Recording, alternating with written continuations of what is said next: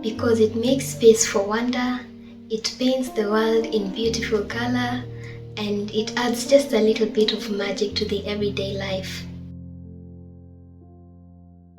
When I was growing up, I loved stories about princesses, dragons, kings and queens, and all sorts of magic and mystery. And when I was in high school, a friend of mine gave me a book called The Chronicles of Narnia, and that book changed everything for me.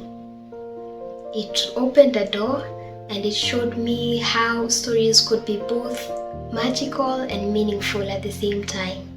Over the years, I read other fantasy books that fanned that fire in me, and it made me want to also start writing fantasy. It felt like the natural way to go for me. I grew up surrounded by stories told by my grandmother, my aunties, my mother, and some of my favorites are folk tales and myths and all kinds of fiction, especially stories from the coast of Kenya. They have this rhythm and magic and just a little bit of wisdom added to them. A lot of my inspiration comes from African myths and oral traditions. I love using symbols like fire, water, birds, oceans, and give them a new life in a fantasy world. These stories ground me, and they help me to come up with worlds, imagine worlds that are both new yet a little bit familiar. Fantasy gives me a way to talk about serious things and deep things like love, identity, justice, legacy, and things like that without them feeling too heavy.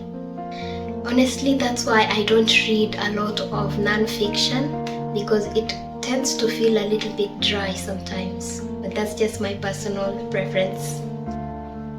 But when I place those themes in a magical setting, like fire that remembers or a crown that chooses its ruler, it all comes alive, and you're still able to get the deep meaning of the book without it being so dry or boring.